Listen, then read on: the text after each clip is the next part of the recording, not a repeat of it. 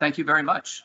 It's a real honor to be here, and I want to thank Sonia for reaching out and extending the invitation. I met Sonia in 2017. We do an annual Watershed Science and Technical Conference that she attended, and she made a very interesting presentation about some of the work that's going on in and around Quebec. There are many similarities between the issues that you're trying to address and the issues that we're dealing with in the New York City water supply. So again, it's a real honor to be here. I also want to thank you for accommodating my presentation in English today. I think we would all suffer if I tried to do this presentation in French, so thank you. I'm going to share my presentation now. And start with just a quick overview of what I want to cover today. Usually when I give this presentation, when I talk about the New York City water supply programs, the focus is on what we do, the various programs that we implement today. Today, Sonia asked me to focus a bit more on how we do it, how we make decisions about what programs to implement, how programs are paid for, how we work with local partners to implement programs, and also how we incentivize people in the watershed and in the catchment to participate in the programs. So I'll give you a quick overview of our water supply system, talk about our goals for our program and the regulatory framework, talk a little bit about how the program is structured and the governance, participation from catchment stakeholders. And then I will do a quick overview of some of the key program elements and accomplishments to date, along with some future concerns. So I do work for New York City. The Department of Environmental Protection, DEP, is a city agency that reports to the mayor of the city of New York. We are the largest combined water and wastewater utility in the United States, with about 6,000 employees and an annual budget of more than $4 billion. We're responsible for the water supply, and that includes the collection, the transmission, the monitoring, and the protection of the water supply system. DEP is also responsible for wastewater treatment in the city of New York, treating 1.3 billion gallons of water each day at 14 plants that are located in New York City. And then DEP also has responsibility in the city for enforcing air, noise, and hazardous waste regulations. So this is a map of our water supply system. And there are a few things I just want to highlight here, that our system is entirely outside of New York City. You can see here in the lower edge of the map are the boundaries of New York City. And our catchments are entirely outside of New York, a portion here directly north of the city, and then a larger portion here north and west of the city. There are 19 reservoirs in our system. The system is entirely gravity fed. It serves 9.5 million customers. But these different catchment areas have very different characteristics in terms of the land use patterns, in terms of population, in terms of the geology, the soils, the age of the system, the size of the reservoirs. And all of these differences can lead to different strategies, different water quality challenges, and different strategies for addressing those water quality challenges. And I'll be talking about that more in a minute. I did want to just pause for a minute, though, and talk a little bit about New York City's demand management programs. So since the 1990s, we have invested very heavily in demand management to bring down water consumption in the city. This graph shows consumption from 1960 through 2021, the end of 2021. The demand is on the left axis here and is in the blue line, and then the city population is on the right axis here and is in the green line. And as you can see, since the early 1990s, demand has decreased steadily. And that's a result of the city's investments in metering, universal metering for consumers, incentivizing people to purchase and install low flow fixtures, leak detection, and some other strategies. And this is important. As I said a moment ago, we are both the water utility and the wastewater utility.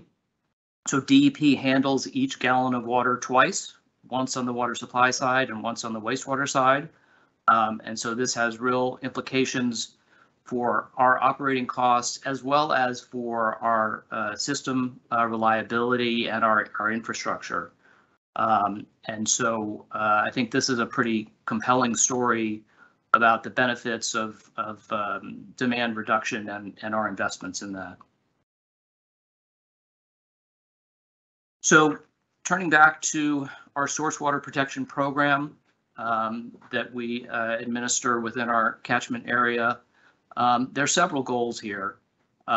Primarily, we are seeking to protect the health of our water supply consumers, and we're doing that by preventing contamination of the source waters rather than letting the source waters become contaminated and then filtering out contaminants later. We are also looking to avoid the significant capital and expense costs of constructing and operating a filtration plant that of the size that would be necessary for New York City. It's estimated that just the capital cost of construction alone would be $10 billion.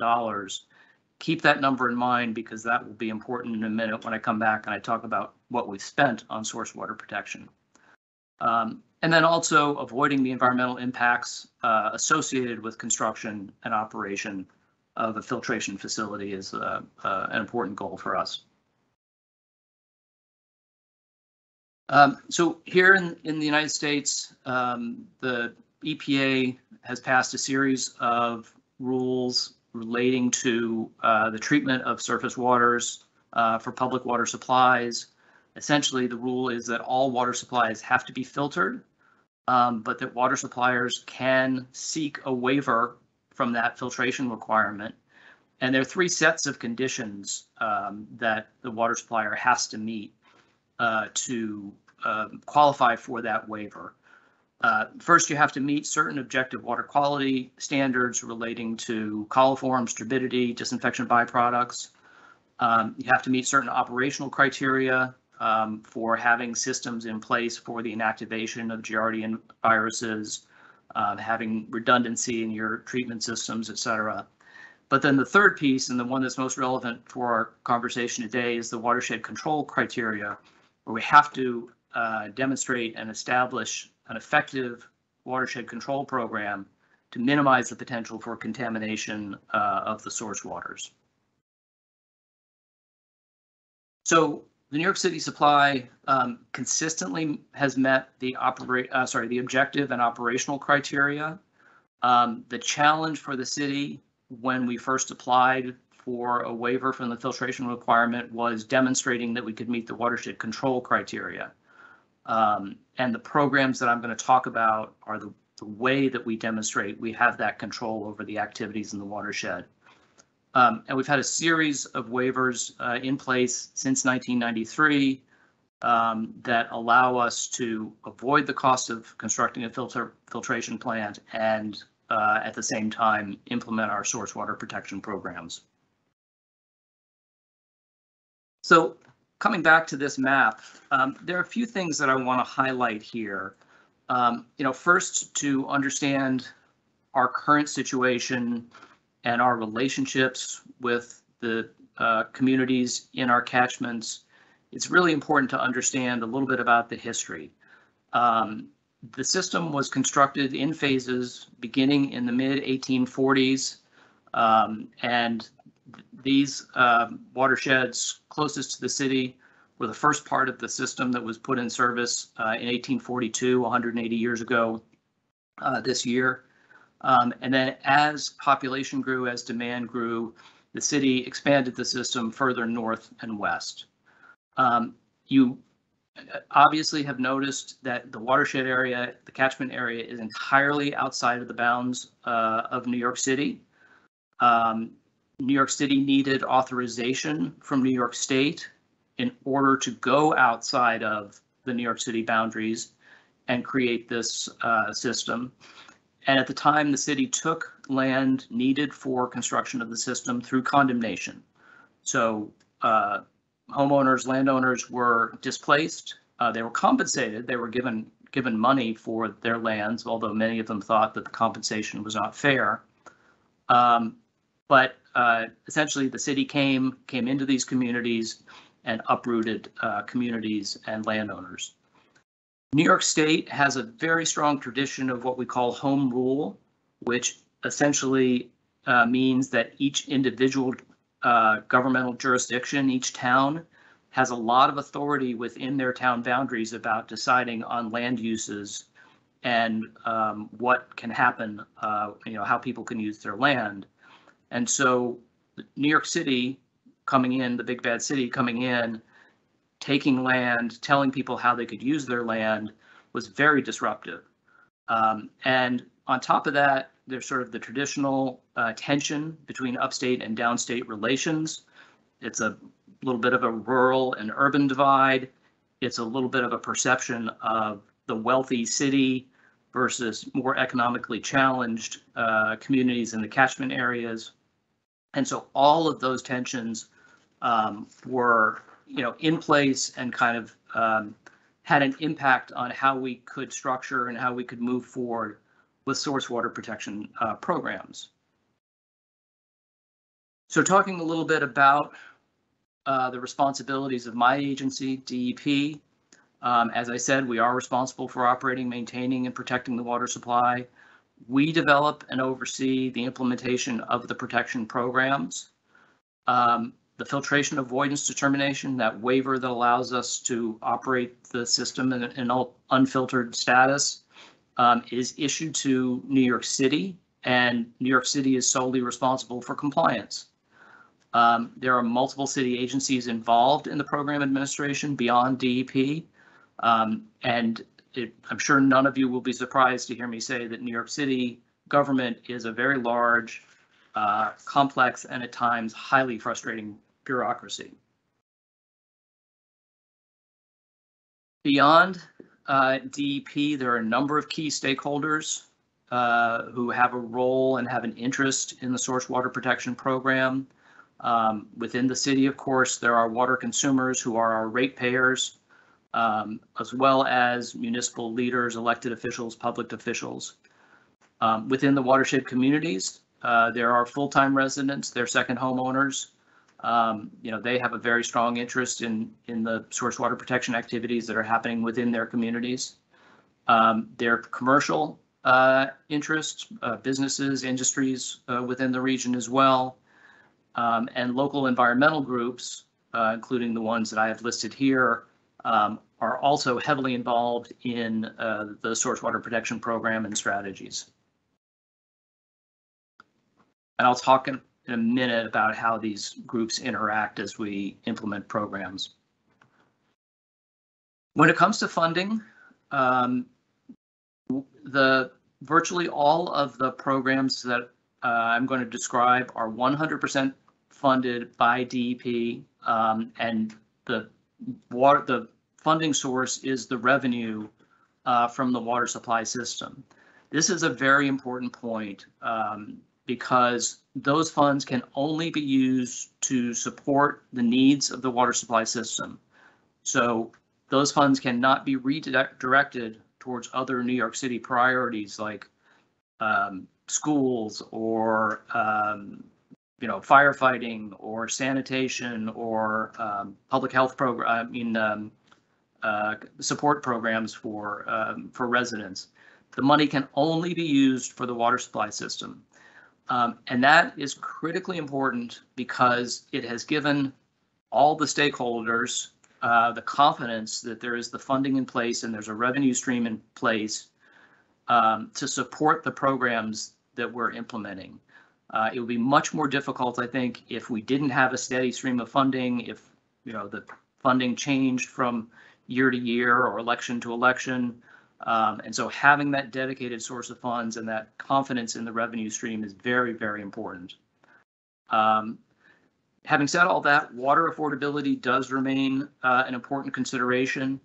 20% of the people who live in New York City have income that's below the federal poverty level. Another 20% are within 150% of that poverty level. So that's 40% of the population that's economically challenged. And so we have to be mindful of water rates and keeping water affordable. Since the inception of the program in the early 1990s, we spent or committed $2.9 billion to program implementation. I know that's kind of an astounding number, but if you go back to my earlier slide about the capital cost of constructing a filter plant, that would be $10 billion. That puts this investment in perspective, I think. Our budget for the upcoming fiscal year that will start July 1 includes approximately $100 million of funding split between capital and expense programs.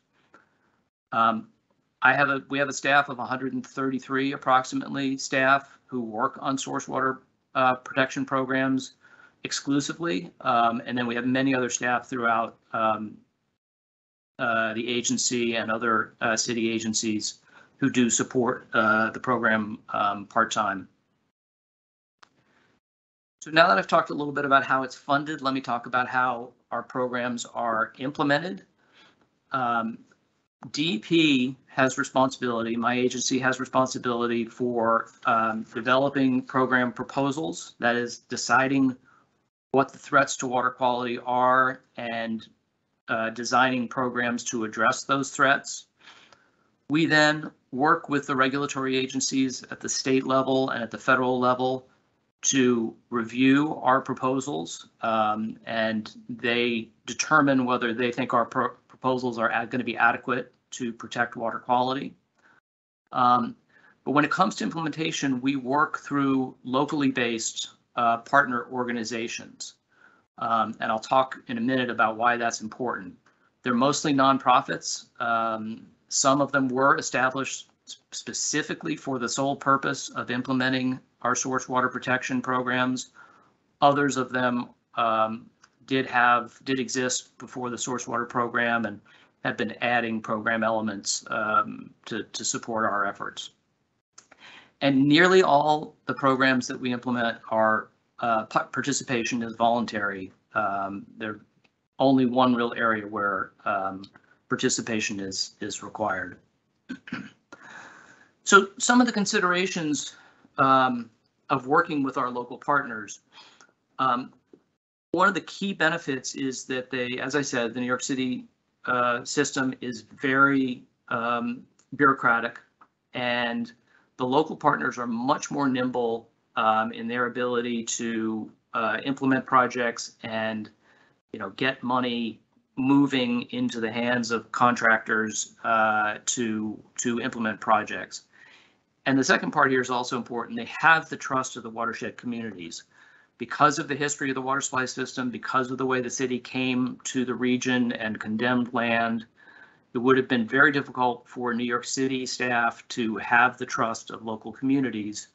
And so having the locally based partners, a local face to the programs is really, really critical.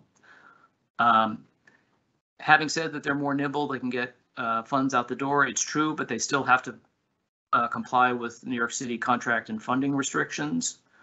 The long-term relationships that we have with the partners has provided a lot of stability and certainty for the program implementation.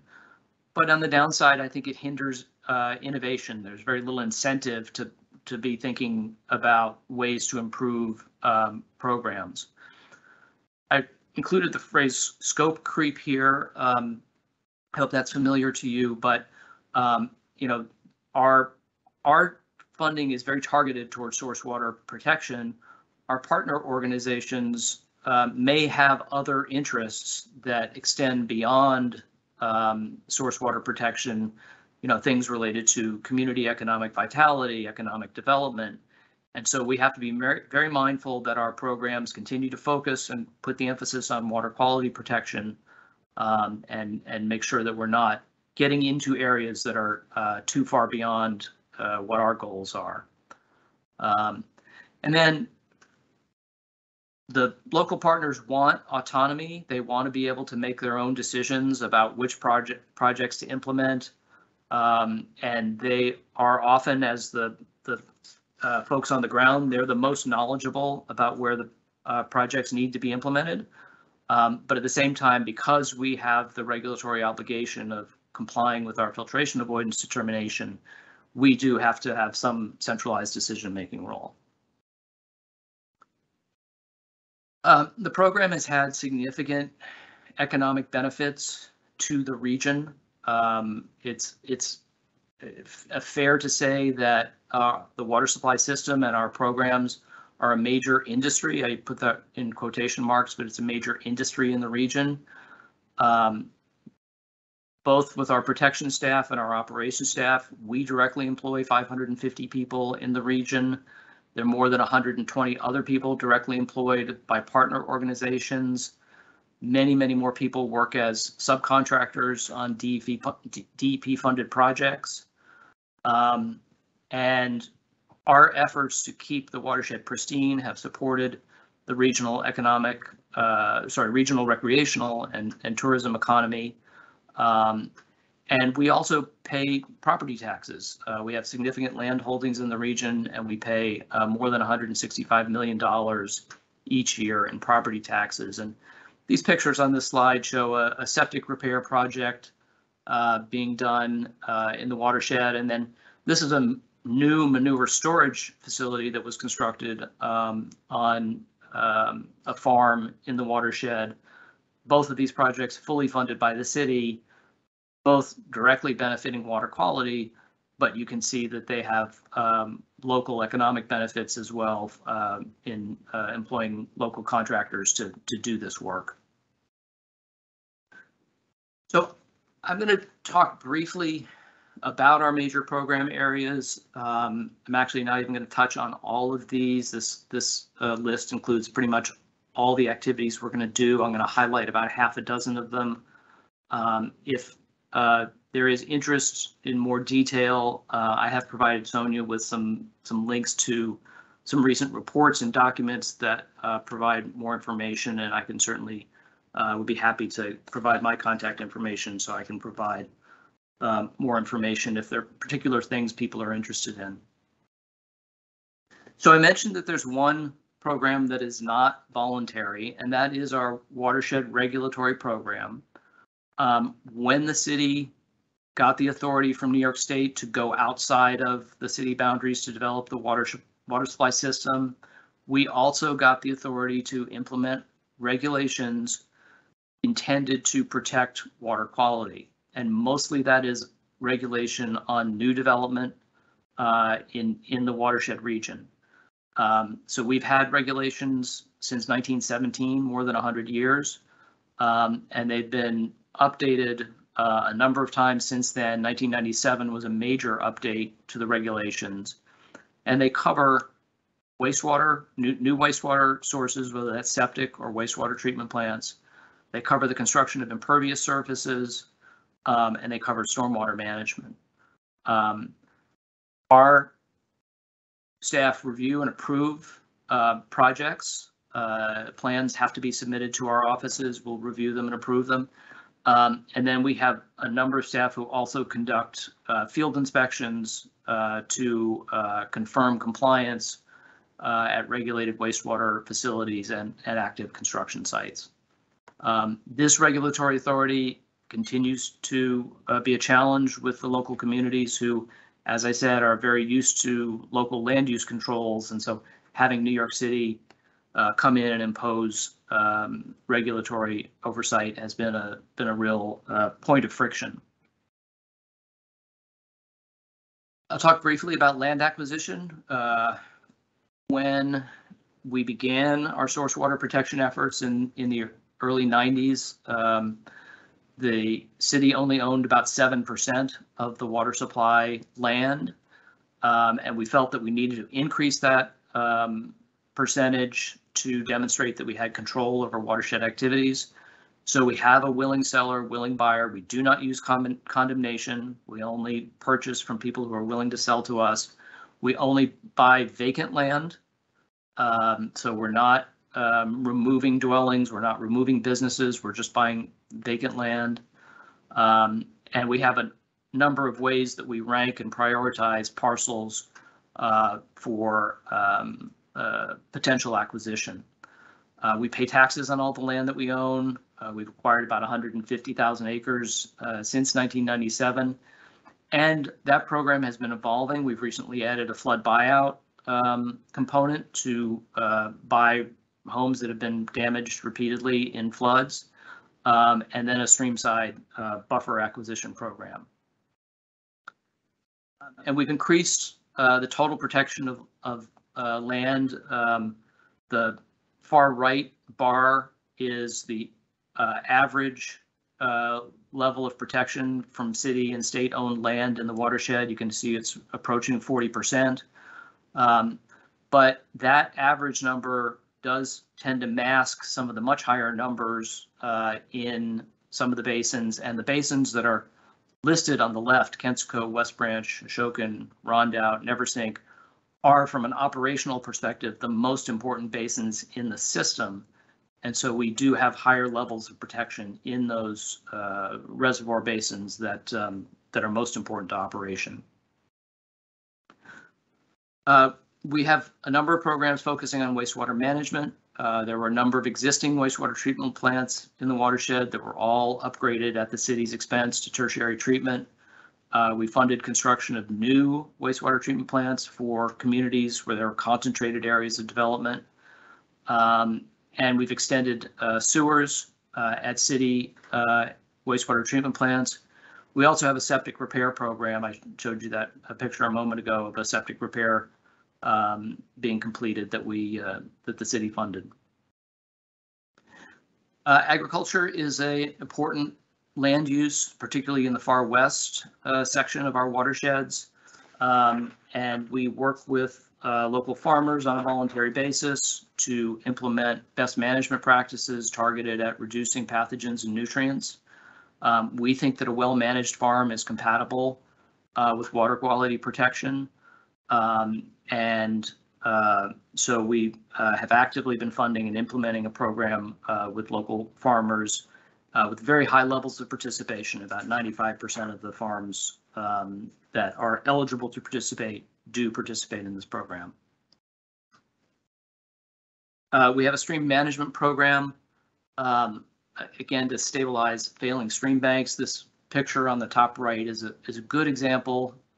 So this is a stream bank in along the Esopus Creek in our Ashokan Reservoir Basin. You can see how it's become exposed over time with erosion. You can see actually it's getting close to the house on the edge of the property there.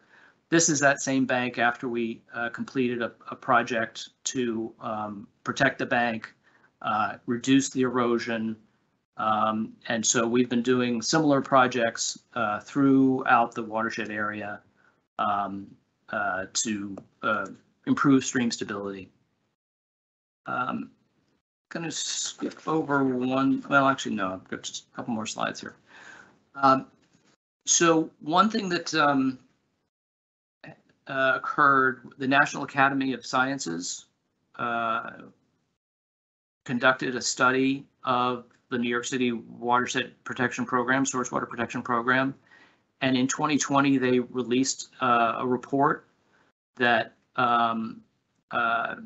made recommendations for program improvements. Again, I've given Sonia a link to that report, but I think it was a really comprehensive look at our program activity. And I encourage anybody who's interested in learning more about our programs to take a look at that. And we are in the process of updating our filtration avoidance determination with for the next 5 years of program activities. And then my last slide today, I just wanted to show a map of our west of Hudson watershed. And I know that this is probably very hard to make out. And it's not, the point is not to be able to figure out what each of these little icons is. But each of the dots, each of the shaded parcels, each of the icons represents a place where a program has been implemented or an activity has been implemented, whether it's a septic repair, whether it's a wastewater treatment plant upgrade, whether it's land acquisition, whether it's a stream project. And the two takeaways here are, I think you can see that there's really no area in the watershed that hasn't been touched by at least one program, and in many cases, multiple programs. So geographically, there's a real coverage of the water supply, the watershed. And the other takeaway is just because of the number of different types of programs here, you can see that we've got many different programs at different scales targeting different pollution sources, all with the goal of water quality protection, but all being implemented in a different way to meet the needs on the ground. So that concludes my prepared presentation. I would be happy to try to answer any questions, and I appreciate your interest.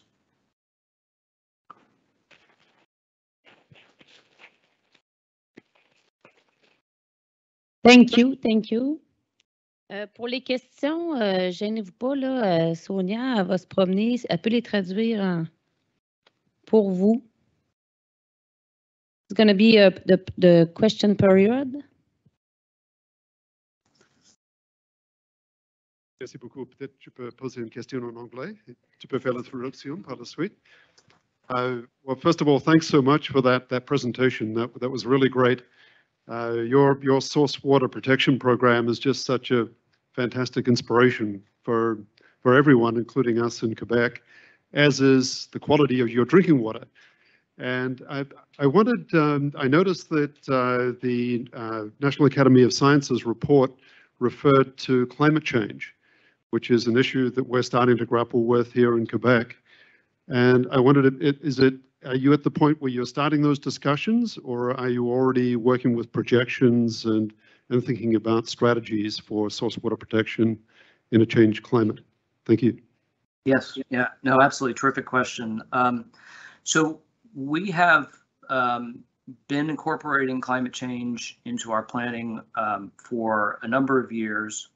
We have in-house modeling capability where we are modeling the watershed response to changing climate. We have been working with the global climate models and downscaling expected impacts to our local area. And no surprise, I'm sure you're seeing similar things. We're expecting that there'll be more frequent, more intense rain events.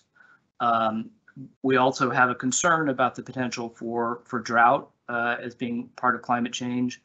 And of course, we're also concerned about impacts to forests. 78% of the land cover in our watershed is forested. And so we're concerned about invasive species and climate change impacts there. We are incorporating some of those projections to adjust our programs. For example, in our regulatory program, we have increased the size of stormwater control basins that are required in anticipation of more intense rain events. I mentioned a little bit about our stream management program and our land acquisition program are both incorporating flood hazard mitigation, trying to find ways to mitigate flooding impacts because, when a home gets impacted by a flood, everything that was in the basement ends up in the reservoir. And so, we've been focusing on that. So there are a number of areas where we are taking climate change impacts into consideration and making adjustments to program activities.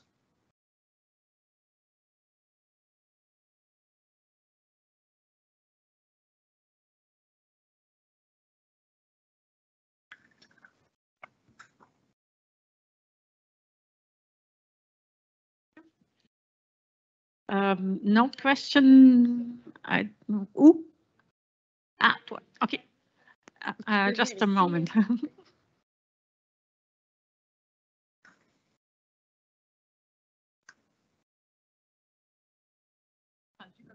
OK. Alors, ce que j'aimerais savoir, c'est comment le travail se fait pour adhérer là, la communauté et à acquérir une acceptabilité sociale pour l'implantation de toutes ces mesures-là dans les bassins qui sont protégés.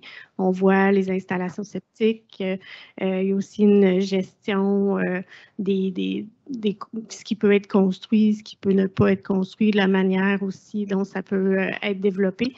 Donc, comment l'acceptabilité sociale de la population là, se fait? Est-ce qu'il y a des discussions, des programmes de sensibilisation, etc. de New York? Okay, this was a long question, so I'll try to I will try to translate it properly. But I think the essence of the question is first, what are the sensitization programs which you have in order to get people on board with all the activities, with all the programs, and both the forced ones, the regulatory ones, and the ones which are not mandatory? And the other part of the question is also, how do you intervene with the local population? How do you interact with them? Which are the programs which you have to get them on board on those, to participate in those programs, especially those which are non-mandatory?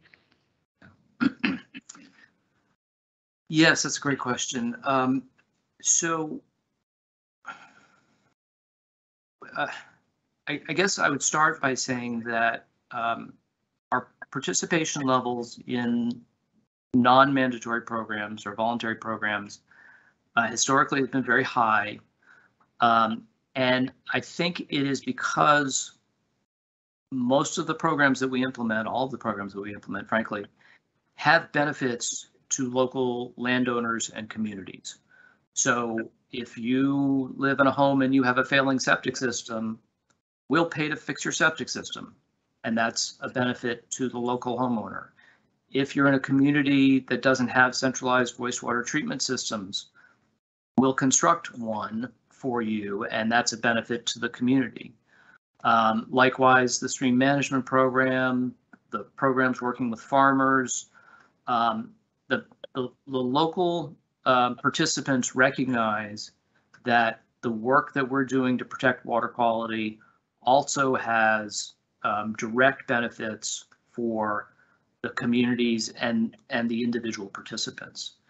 And that was a big hurdle early in the program 25 years ago to get that message out and help explain why someone would want New York City to come in and mess around with their septic system. And that was where having the local partner able to speak to a neighbor and explain why the programs would be beneficial to the communities, to the individuals, was really vital. Somebody like me showing up and sitting at your kitchen table and telling you you really ought to join the DEP program may not be very persuasive, but somebody that they know, somebody that they see at the store when they go shopping, when they somebody they know from church, being able to convey the program benefits for local communities was really, really critical. And we continue to rely on those local partners to be the person on the ground, the people on the ground, working with local communities to get participation and to convince people that the programs benefit them as well as water quality. I will also say that there is the people who live in the watershed. They are proud of the region. The Catskills is an identified region within New York State, and it's known for its beauty. It's known for its recreational opportunities, its beautiful streams, its hiking opportunities, and so they're proud of the landscape. They're proud of their part in protecting the ecosystem, and so the ability to explain also that by participating in the programs, funded by the city, you're also contributing to the protection of the local ecosystem. Was an important link as well. Thank you very much. I have a question until maybe somebody else has another one. I would like to know, how do you control or how do you stop development of the municipalities or the communities which are already there and where you haven't bought the land to protect it yet? So how do you really keep a control on rural or urban development and agriculture? Yeah, so our main way of controlling new development is through our regulatory program. And the way I explain it is our regulatory program is not necessarily designed to prevent development. It is designed to ensure that when development happens, it happens in a way that is protective of water resources. So if you own a piece of property, you want to build a house, you need to put a driveway, the house, the septic system. We're going to require that you have setbacks from sensitive streams or wetlands, but we're not going to tell you you can't build that house. In a rare occasion, we may tell you you can't build that house, but for the most part, we're trying to steer development to areas where it can happen in a way that's not going to be detrimental to water quality. And, you know, that was a message early on that was hard to convey. Everyone thought the goal of our regulations was to completely stop development in the watershed. I think over time, people have come to understand that that's not the case.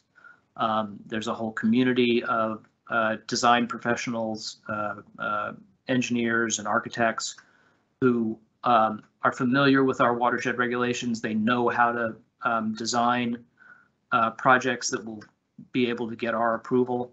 And most of the projects we review do get approved. Most of them get approved with some modifications that we request or require. But for the most part, more than 95% of the regulatory applications that we've received have been approved. So we're not anti-development. We are trying to ensure that development is happening in a smart way that's protecting the resource. Thank you very much. The question, quelqu'un? Robert, do you have another one, please?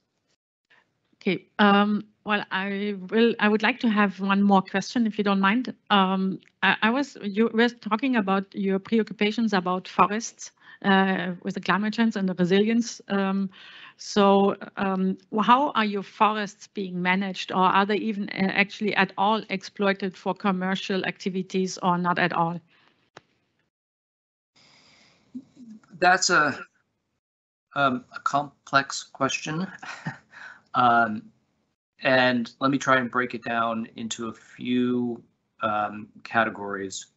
So there is a considerable amount of state-owned land owned by New York State in the Catskills, as part of the Catskills Park.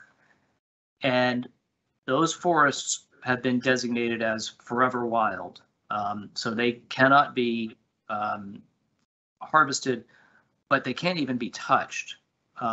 And honestly, that is a concern for us, because if we are concerned that the unmanaged forest may not be resilient to climate change, to invasive species, that sort of activity. So there's a whole block of land owned by the state, can't be touched. That's about 20% of the watershed.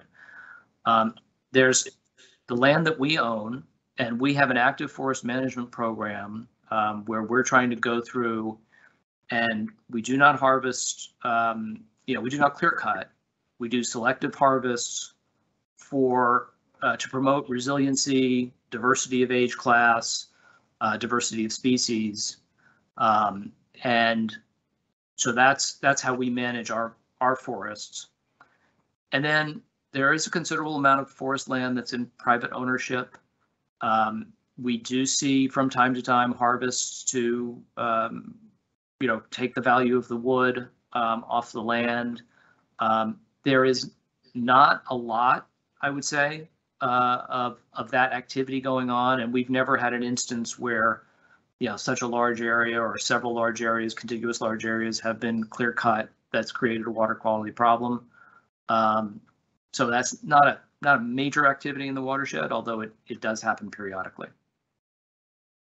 Thank you very much. There's some questions on the chat which I'll put to everybody. Okay, it's how do you sell the direct benefits for the land developers who have to observe more complicated guidelines that may increase their costs?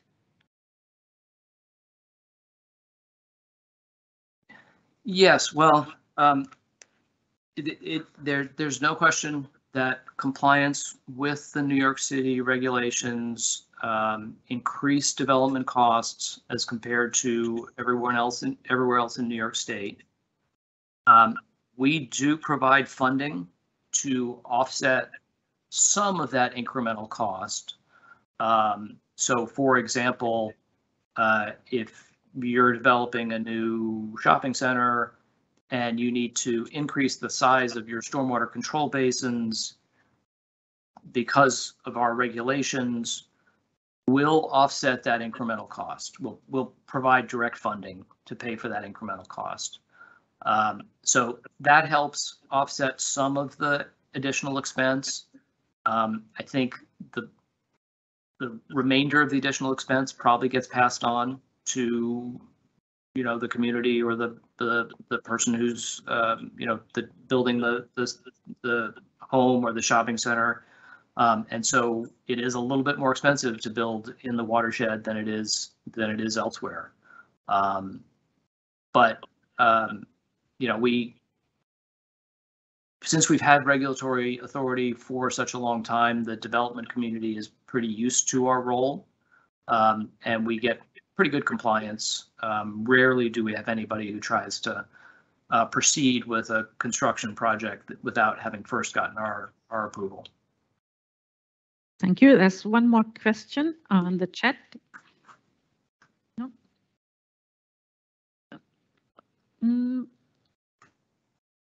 Okay, there's a question which is a bit similar to one which was already put, but I would just like to put it to you anyways. When you say steer away from areas where you want to avoid development, does New York City mandate in the development planning at the regional level? We don't exert control over regional planning or zoning. The way we focus development is by we require setbacks from streams or watercourses. We require setbacks from wetlands. We prohibit development on slopes greater than 15%. And so we use those natural features and then setbacks from those natural features or limitations based on the presence of those natural features as a way to sort of steer development to the places where it's less likely to have an impact on water quality. But we do not have any direct authority over local zoning or local planning. Okay, thank you very much. I think I still have tons of questions, but I guess that we will have time to discuss maybe at another occasion. But maybe one, because it was a big subject today. We had a whole session on road salts, both winter road salts and summer salts for the dust suppressants. And so we were just wondering how you manage the road salts, winter and summer road salts. The short answer is we don't. And I would actually be really interested to hear what your discussion is. We do not have any direct authority over the application of road salts. We have seen a distinct increase in chloride levels, particularly in our reservoirs east of Hudson, the ones closer to New York City. And we have a concern about that. We've recently put together a task force with some state representatives and some local town officials to start looking at this issue of road salt management, because it's an issue not just for our surface water supply, but it's an issue for the groundwater supply and local wells. And so we're starting to look at that. You're probably aware that there's been a lot of work around this issue in the Adirondacks, and we're looking to that model as a potential way to start controlling some of the salt application. So very much an issue of interest and concern to us, but honestly, we have not done a lot about it yet. Okay, well, thank you very much. I will definitely explain you more about what we do, as I would like to, but at this point, I think I would like to thank you very much on behalf of the organizing committee, of everybody here in the room, everybody on Teams, that you took the time to present this so clearly and answering all our questions. Very much appreciated. And I would actually like to reiterate the invitation to come to Quebec and visit our watershed from source to tap back to the sewer and talk about all the issues and how we work and what our gains and pains are also. So thank you very much, David, again. Well, it's been my pleasure, and thank you for the invitation.